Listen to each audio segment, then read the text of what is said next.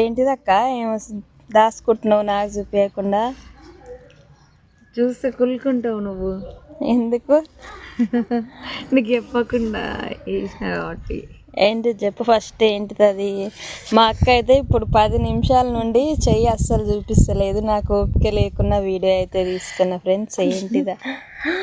పచ్చబొట్టు వేయించుకున్నావా? అవును, మంచిగా వేసిరా. ఇక్కడ మిషన్ తోటి వేయించలేదు, ఇక్కడ వచ్చిన వాళ్ళతో వేయించుకున్నా. ఓ పిచ్చి, ఇట్లా వేయించుకోవచ్చు.